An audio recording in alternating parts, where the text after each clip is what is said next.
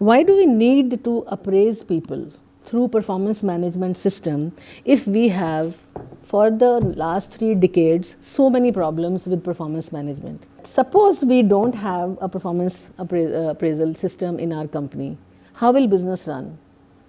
Will business run? First question is, from an HR perspective, whose need is it? I don't think it is HR's need.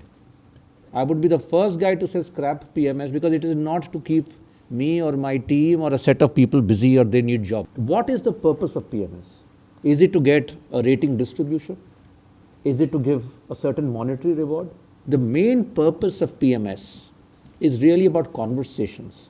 PMS is more an opportunity of a manager from being a boss to becoming a coach, getting to uplift each one's individual capacity. Unfortunately, the recall of PMS has become totally about rating, normalization and increment, which is where I think we have failed as HR. We've also got obsessed because we have our timelines, calendars to do, and it's a difficult job. And the one additional point I want to share is that abandoning PMS is like throwing the baby out with the bathwater. The problem by itself may not be with PMS. We all know that why PMS is important and what it does, and which just cannot go away.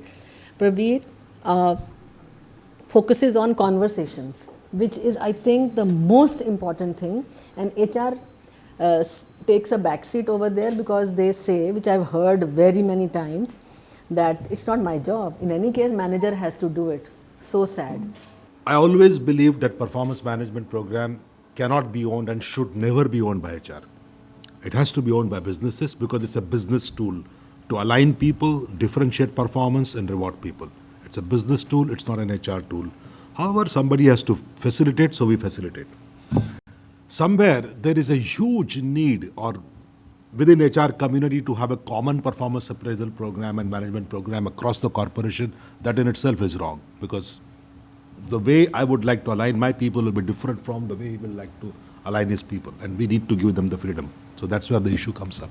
Finally, this year, we dropped the performance management program. Your question, do we need a performance management program? We dropped it. And there's a beautiful note of 3 pages, which Mr. Ambani has drafted and said that purpose of performance management is alignment, etc., etc. I'll leave it to you guys in business heads to determine how do you do that. So it is left to the business heads to figure out how do they want to do it. He says, as a chairman of the company, the only focus that I'm going to have and the only thing that I'm going to insist upon is quarterly, meaningful, solid conversations. And I want to know that whether you are doing those feedbacks and coaching properly or not. System, if any, has to be only to enable me understand whether conversations are happening or they are not happening. More than that, I'm not interested. So that's one thing. And with that, we have decentralized it completely. So there is no central guy now looking at it. What we have come up with saying that we are going to evaluate these top 200 people on behaviors, very unusual for Reliance, which are completely target and goals driven. We are now saying we are going to evaluate these people on behaviors. You may not succeed or you may not succeed, but did you behave like an owner? Did you behave like an entrepreneur? Are you a collaborative leader? Are you able to take your people along? And in the process, obviously you'll produce results. But I'm not going to focus excessively on results. Results are important, but behaviors are more important. And I'm going to see whether you are doing all the right things. And hopefully as a result of right things, right results will come out. Ultimately, rating is only an outcome. The process of quarterly dialogue, and it has to be advocacy and inquiry. Otherwise, many a times it becomes a monologue. Are we asking our managers, what is the help you require? Because you seem to be lagging here. Do I ask that question, or do I give him the space and freedom to ask, to do that? I think that is going to be the deciding thing, whether we are going to have bright minds working with us. What is the role of HR? In my mind, the role of HR is ensuring fairness, the equity principle. Because if I want to run a system where I allow individual managers to decide, this is a performance, that is a performance, I am running a free-for-all. Somebody can decide, okay, he'll get promoted, he'll not get promoted. So there has to be a system. So I think fundamentally, all of us are saying there needs to be some system.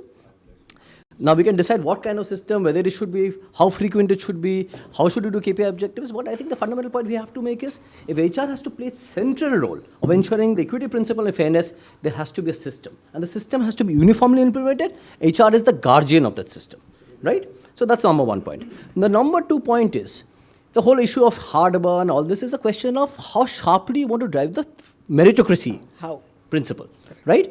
Because how sharp is the question. You run the army, time-bound promotions, no hard burn, right? Will it help in a private sector and a commercial organization that you will have only time-bound promotions? How will you differentiate between performance? These are questions that we are not answering. If you're saying that we don't want to go through that, it's a hard process. Performance management is not an easy process, and conversations is the most difficult thing to do. To me, the biggest problem that we face in this is that the very tightly knit performance and consequence management activities. The consequence management after this and that is the tail which wags the dog. But the idea is, what can we do differently?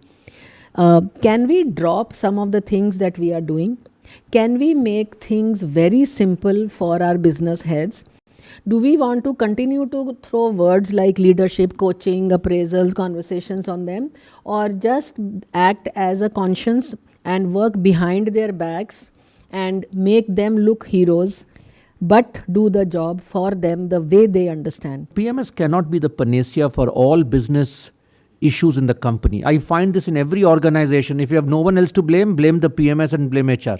The ones who play it out are people, whether HR or line managers. If they don't have the intent to make it work, no process in the world will ever succeed.